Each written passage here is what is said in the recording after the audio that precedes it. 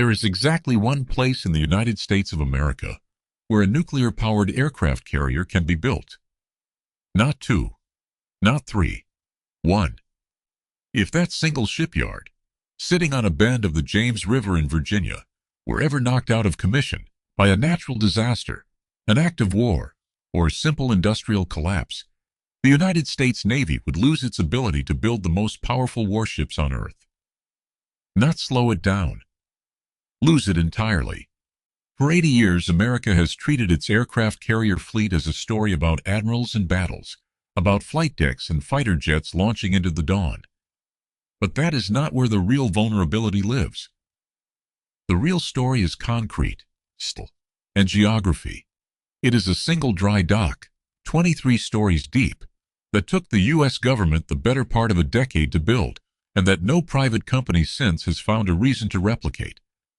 Every Nimitz-class carrier, every Ford-class carrier, every nuclear-powered flat-top the Navy has commissioned since 1975 has come from the same yard, built by the same company, under the same roof. This is not a story about how America builds its carriers. It is a story about why America can only build them in one place, and what happens to a superpower's negotiating power when its supplier has no competition left to answer to. In 1886, a railroad man named Collis P. Huntington stood on the banks of the James River at the point where it opens into Hampton Roads, one of the deepest natural harbors on the Atlantic coast. Huntington had not come to build warships. He had come to solve a shipping problem. His Chesapeake and Ohio Railway hauled coal from the mountains of West Virginia to the Virginia coast, but the port there had no way to load that coal onto ocean-going vessels efficiently, and no way to repair the ships that carried it. So Huntington founded the Newport News Shipbuilding and Dry Dock Company, not as a warship builder, but as an industrial extension of a coal railroad, a facility built to service and repair the vessels that kept his freight empire moving. The location was not an accident. Hampton Roads sat at the mouth of the Chesapeake Bay, deep enough for the largest ships afloat, ice-free through the winter, and close enough to the open Atlantic to matter to a Navy that was, in the 1880s, barely a Navy at all. The United States had let its fleet rot after the Civil War. Wooden hulls sat rotting in reserve. Steel warships, the kind every major European power now built as a matter of course, barely existed in American waters. That was about to change, and Newport News was about to be in the right place when it did.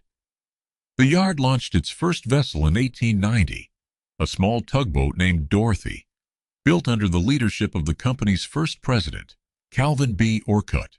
It was a modest beginning for a yard that would eventually build the largest warships in human history. But the timing mattered more than the size of that first hull. The U.S. Navy, prodded by a new generation of strategists who argued that a modern nation needed a modern steel fleet to project power, was about to begin its first serious peacetime shipbuilding expansion since the Civil War. Newport News did not wait to be asked twice.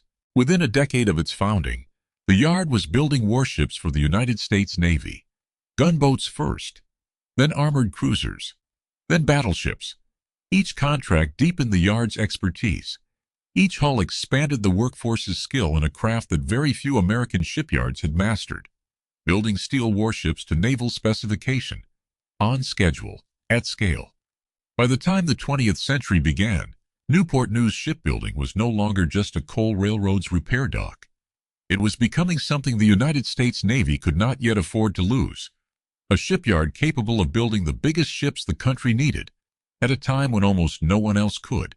By the 1930s, Newport News had already built battleships, cruisers, and ocean liners, but the vessel that would define its next century was still an experiment the U.S. Navy was not fully sure it needed. In 1934, the yard laid the keel for USS Ranger, the first ship in American naval history, designed and built from the keel up as an aircraft carrier, rather than converted from an existing hull. Every carrier the Navy had commissioned before Ranger had started life as something else. A collier, a battlecruiser hull repurposed mid-construction. Ranger was different. It was built to launch and recover aircraft from the first rivet onward, and Newport News was the yard that learned how to do it. That lesson arrived just in time.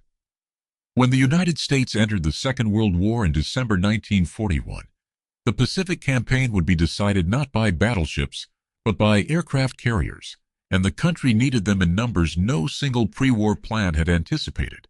Newport News answered that demand directly, building carriers for the Essex-class program, the workhorse fleet carriers that would carry American air power across the Pacific for the remainder of the war.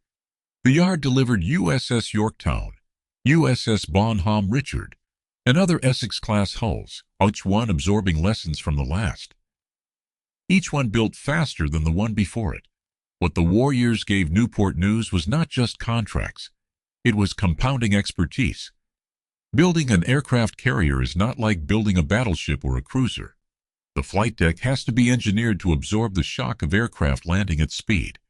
The hangar bays below have to move aviation fuel, ordnance, and aircraft through the ship without one system fouling another. The island superstructure has to balance visibility for flight operations against the ship's overall stability. Every Essex-class hull that left Newport News taught the yard's engineers and welders something that no blueprint alone could teach. And every lesson stayed inside the company, inside the workforce, inside the physical infrastructure of the yard itself. By the time the war ended in 1945, Newport News Shipbuilding was no longer one of several capable yards building for the Navy. It had become the yard the Navy trusted most with its single most complex class of warship. Other shipyards built destroyers. Other shipyards built cruisers. Fewer and fewer of them could build a carrier, and none of them had built as many, or learned as much, as the yard on the James River. The stage was set for a leap that would make Newport News not just the best carrier builder in America. It would make it the only one. In 1958, Newport News delivered USS Enterprise, the United States Navy's first nuclear-powered aircraft carrier, and the moment that quietly decided where every American supercarrier would be built for the next 70 years and beyond. Enterprise was not simply a bigger, faster carrier. It was a different category of engineering problem. Instead of oil-fired boilers, the ship carried 8 nuclear reactors, a propulsion system that let it operate at high speed for years without refueling. Building a nuclear-powered warship meant integrating reactor compartments, radiation shielding, and specialized handling procedures into a hull the size of a small city, work that required security clearances, a trained nuclear workforce, and a relationship with the Atomic Energy Commission that no ordinary shipyard possessed. Newport News built that relationship and built that workforce, one ship at a time, starting with Enterprise. The Navy did not immediately commit to nuclear power for every future carrier. Enterprise was, for years, a singular and expensive experiment.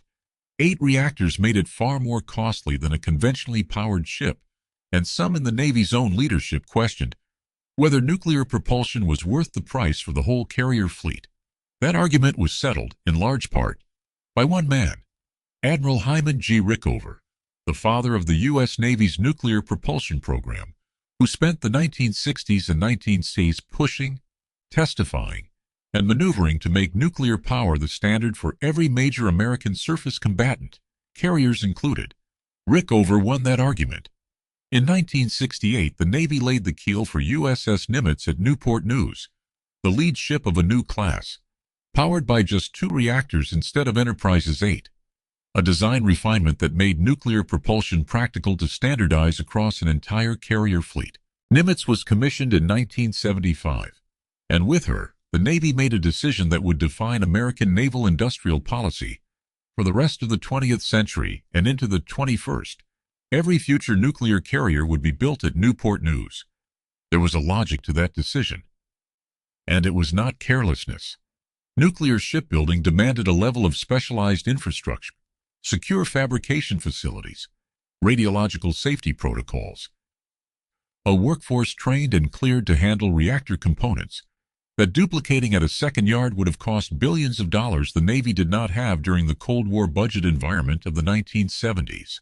Consolidating that capability at one proven yard was, in the short term, the fiscally responsible choice.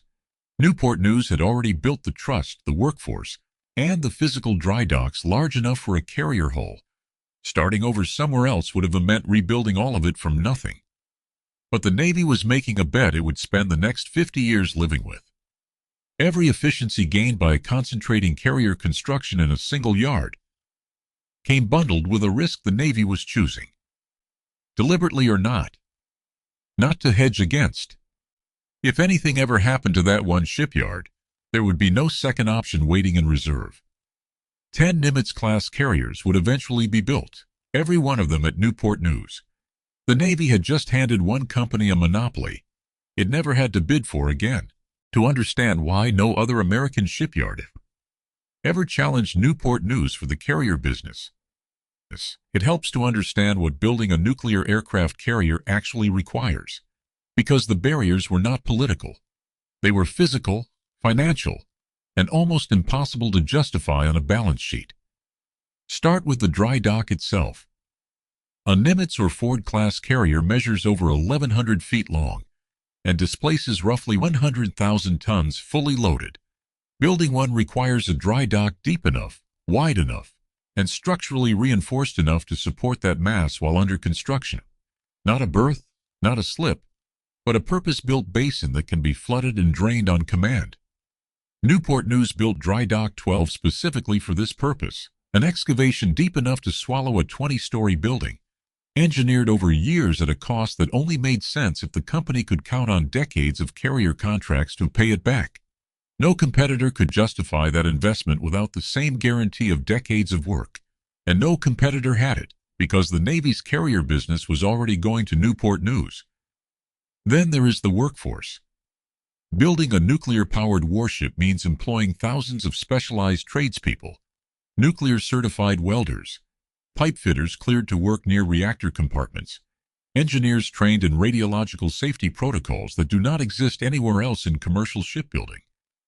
This is not a skill set a company can hire off the open market. It has to be built from the ground up, through apprenticeship programs and years of on-the-job certification. And it has to be sustained continuously, because a nuclear-qualified workforce that goes idle for even a few years begins to lose its certifications and its institutional knowledge. Newport News had been building that workforce, unbroken, since Enterprise in the late 1950s. A new entrant would have needed to start from zero, training thousands of workers for a contract that might not exist by the time they finished. And then there is the regulatory architecture. Nuclear shipbuilding sits under a web of security clearances, naval reactors oversight, the same office Rickover built, and that answers jointly to the Navy and the Department of Energy, and handling protocols for reactor fuel and radioactive materials that a shipyard cannot simply apply for and receive. That trust is built over decades of audited performance, not granted on request. Put those three factors together. A dry dock costing billions of dollars to build, a nuclear-certified workforce costing decades to train, and a regulatory relationship costing generations of proven reliability to earn. And the arithmetic became brutal for anyone thinking about entering the market. A competitor would have needed to spend enormous capital up front, with no assurance the Navy would ever award it a contract large enough to recoup the investment. Competing against an incumbent that already had the dry dock built, the workforce certified, and the trust established, no private company was going to make that bet voluntarily. Commercial shipbuilding, container ships, tankers, cruise liners, offered steadier, more predictable returns, without the security clearances and specialized infrastructure nuclear work demanded. For any shipyard executive looking at the numbers, chasing the Navy's carrier business meant spending a fortune to compete for contracts that might never come, against a company that already held every structural advantage. The wall was not built by the Navy, and it was not built by Newport News alone. It was built by economics, and it was tall enough that for half a century, nobody seriously tried to climb it. Newport News was not always the only shipyard capable of building an American aircraft carrier. During the Second World War, several yards shared that work, because the Navy needed carriers faster than any single company could deliver them. What happened to those other yards in the decades that followed explains, as much as anything Newport News did right, why the monopoly became permanent. New York Shipbuilding Corporation, based across the Delaware River in Camden, New Jersey, had been one of the most productive yards in the country during the war, turning out Essex-class carriers, and the Independence-class light carriers converted from cruiser hulls. It was a serious competitor, with decades of naval contracts behind it. But the post-war Navy's shipbuilding budget contracted sharply, and commercial shipbuilding orders were not enough to sustain a yard of that size. New York shipbuilding struggled through the 1950s and 1960s, and by 1967, the company that had once built aircraft carriers for a world war filed for bankruptcy and closed its doors for good. Philadelphia Naval Shipyard told a different version of the same story. As a government-owned facility, it was never in direct commercial competition with Newport News, and it played a critical role for decades, but not in new carrier construction. Its work centered on overhaul, modernization, and refueling of existing carriers, keeping the fleet's older hulls combat-ready, rather than building new ones from the keel up. When the Pentagon began consolidating its shipyard footprint after the Cold War, Philadelphia Naval Shipyard was marked for closure under the base realignment and closure process, and it shut down in the mid-1990s, even a facility with genuine carrier expertise. Once it was not building new hulls, was not immune to the budget knife. Bethlehem Steel's shipbuilding division, which had operated major yards during the war years, wound down its naval shipbuilding operations over the following decades, as the broader American commercial shipbuilding industry contracted under competition from lower-cost shipyards overseas. One by one, the yards that could plausibly have shared the carrier business with Newport News either closed, pivoted away from naval work, or scaled down to overhaul and repair rather than new construction. By the early 1990s, the arithmetic had become undeniable. The Navy was not choosing Newport News over a field of eager competitors. It was choosing Newport News because there was, in practical terms, no field left. Every yard that might once have challenged it for a share of the carrier program had already been priced out, downsized, or shut down entirely, casualties of a shrinking post-war shipbuilding market that Newport News, backed by an unbroken chain of Navy contracts, had simply been positioned to survive. The monopoly was not seized.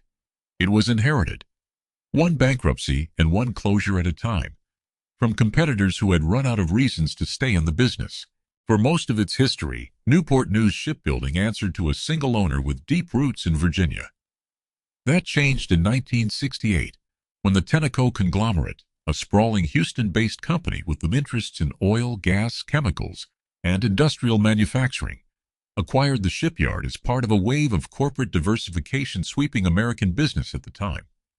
For the next 3 decades, the yard that built the nation's aircraft carriers operated as one division inside a corporate portfolio that had little else to do with warships or the sea. That arrangement worked in its way because Tenneco largely left the shipyard's naval business alone, and the Cold War kept carrier and submarine contracts flowing steadily enough to justify the investment. But by the 1990s, Tenneco was restructuring its own sprawling empire, shedding divisions that no longer fit a leaner corporate strategy. In 1996, Tenneco spun off Newport News Shipbuilding as an independent, publicly traded company again, a shipyard suddenly answering to shareholders and quarterly earnings reports rather than a diversified industrial parent. Independence did not last long. In 2001, Northrop Grumman, one of the largest defense contractors in the United States, acquired Newport News Shipbuilding outright, folding it into a growing shipbuilding division that already included several other yards building surface combatants and amphibious ships for the Navy. For the first time, the company that built America's nuclear aircraft carriers was owned by the same conglomerate that built much of the rest of the Navy's surface fleet, a defense industry giant with carrier construction as just one profitable line of business among many.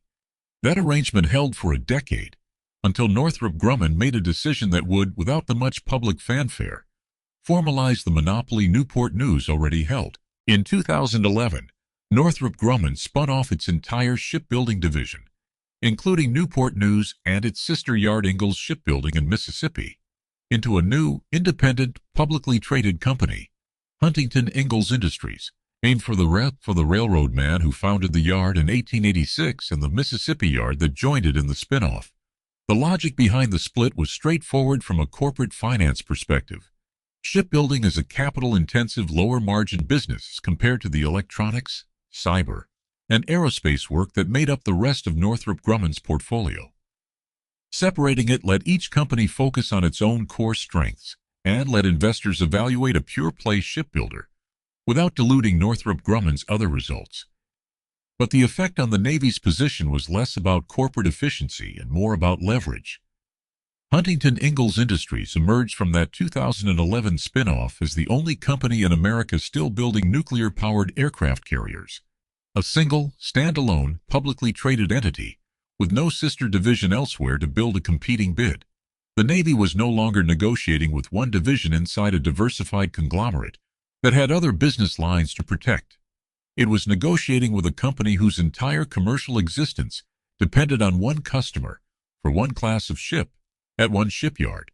The ownership had changed hands 4 times in half a century, from Huntington's estate to Tenneco, to public shareholders, to Northrop Grumman, and finally to Huntington Ingalls Industries. But through every transaction, the underlying fact never moved. There was still only one dry dock in America deep enough. There was still only one workforce certified enough. And now, for the first time, there was a company whose survival depended entirely on staying the only one. In any normal defense contract, the Pentagon holds leverage because it can threaten to take its business elsewhere. 2 or more qualified bidders compete on price, schedule, and performance, and that competition keeps costs in check.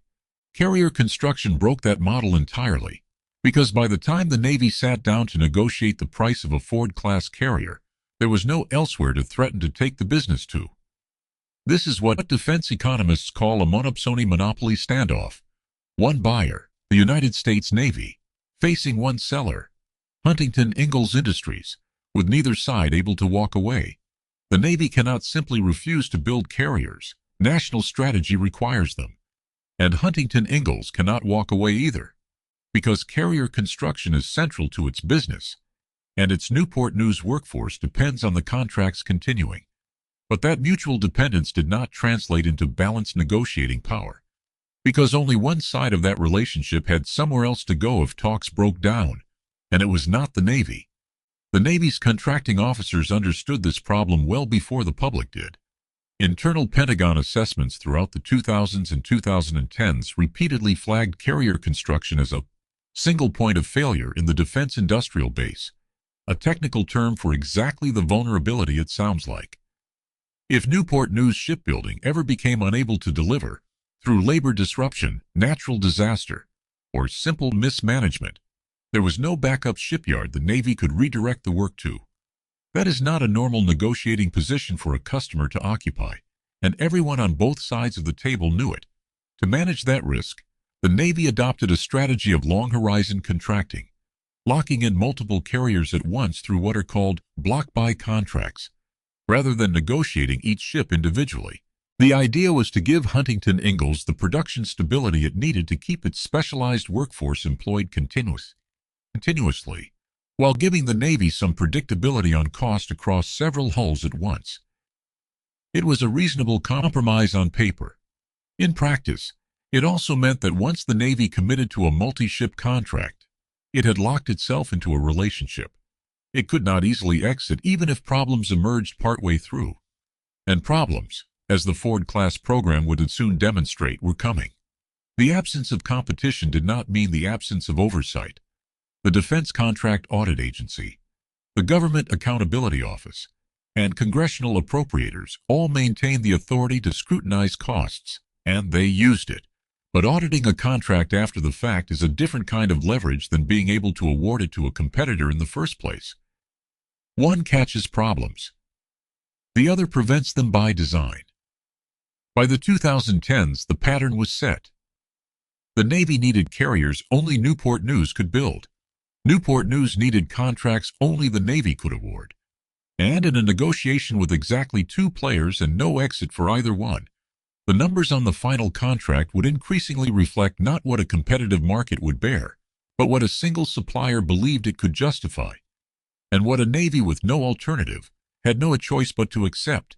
If anyone still doubted what a monopoly without competitive pressure could cost the American taxpayer, The USS Gerald R. Ford answered that question in painful detail. The Navy laid the keel for CVN-78, the lead ship of the new Ford class, at Newport News in 2009.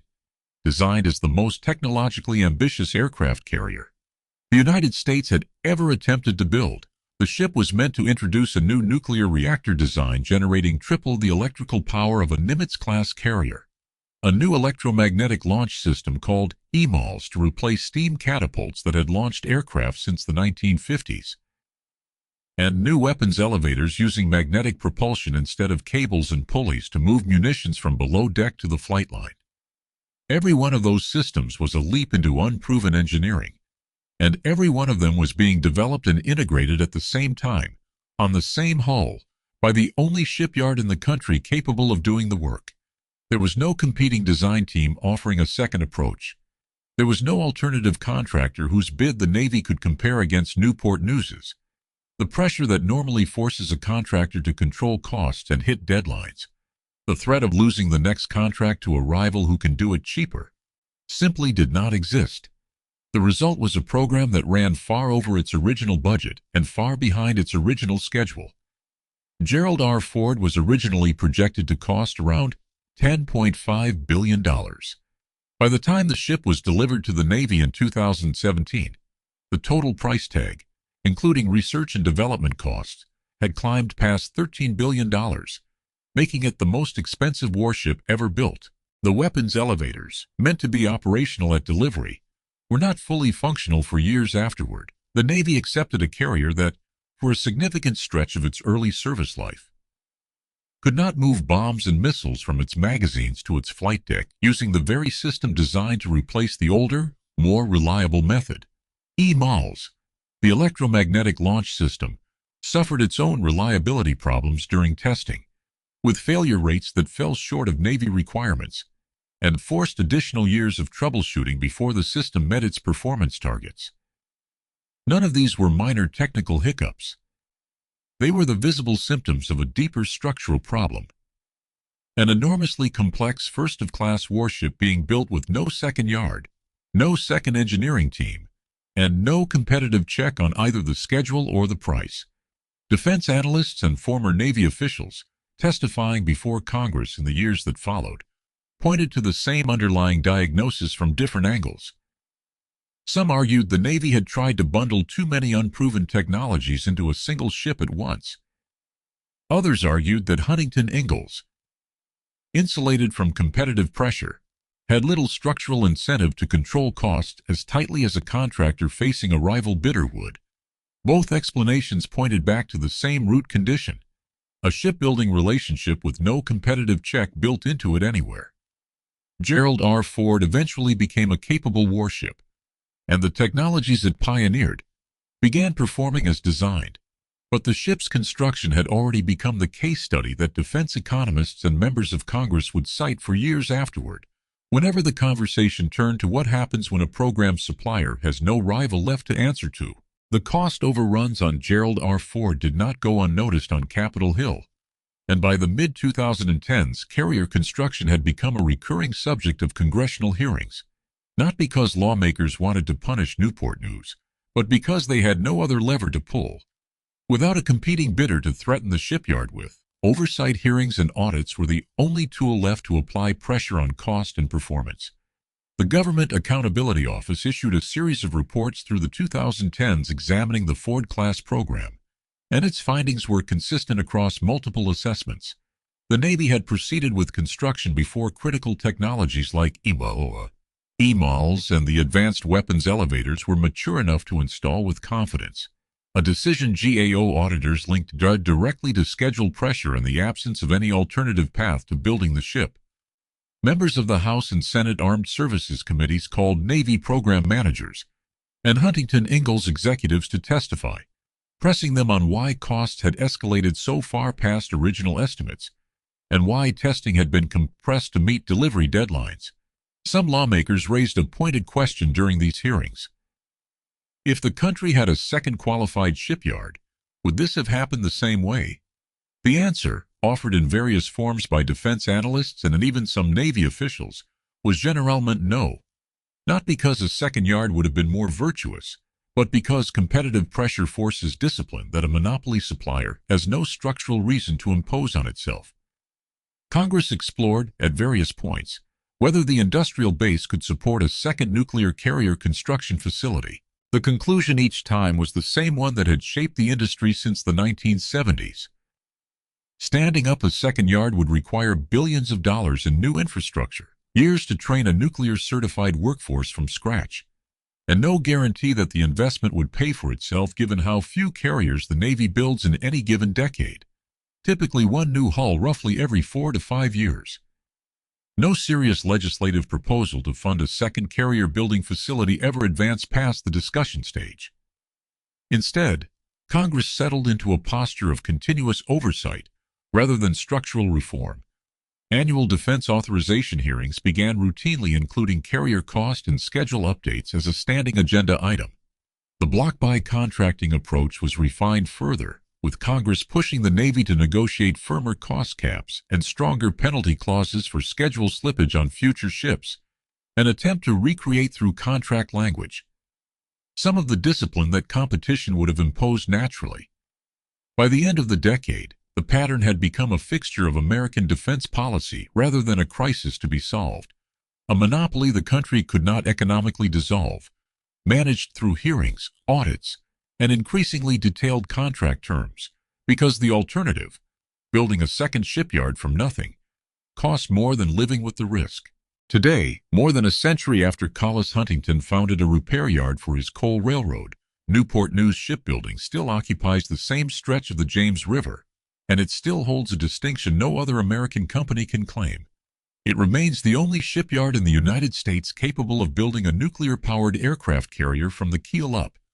The Pentagon's own Defense Industrial Base assessments describe this condition in blunt, unambiguous language. Newport News is formally identified as a single point of failure, a facility whose loss or disruption would leave no substitute anywhere in the national industrial base. That designation appears not in speculative commentary, but in official Department of Defense risk assessments, the same category of language used for critical mineral supply chains and rare semiconductor fabrication plants. A shipyard on a Virginia riverbank sits in the same strategic risk category as the rarest choke points in American industry. The math that created this condition has not changed since the 1970s, and there is no realistic sign that it will. A second nuclear-capable dry dock would cost billions of dollars to build. A second nuclear-certified workforce would take a decade or more to train. And even if both existed, the Navy's carrier construction rate, roughly one new hull every 4 to 5 years, would not generate enough contract volume to sustain two competing shipyards indefinitely. The economics that killed New York shipbuilding and pushed Philadelphia Naval Shipyard out of new construction in the 20th century would apply just as ruthlessly to any new competitor in the 21st.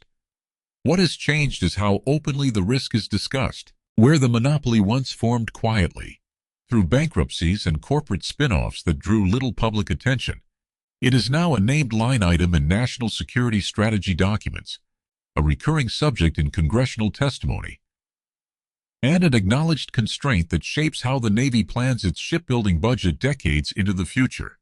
The vulnerability is not hidden, it is managed, in plain sight, because there has never been an affordable way to eliminate it.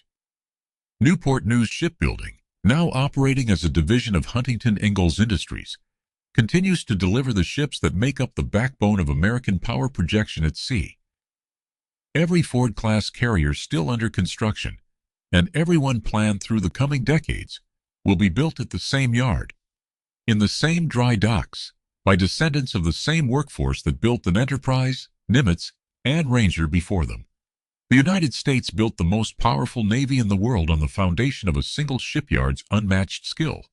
It is a strength the country has relied on for generations, and a dependency it has never found an affordable way to end. If you want to understand the machinery behind American naval power, not just the ships, but the industrial systems that make them possible, subscribe for more deep dives into the programs, the shipyards, and the decisions that shaped the modern U.S. Navy. And if you haven't seen it yet, Our video on the USS Forrestal fire covers another chapter in this same industrial story, the disaster that reshaped how the Navy handles fire and munition safety aboard every carrier built since, including every one that ever left this same Virginia shipyard.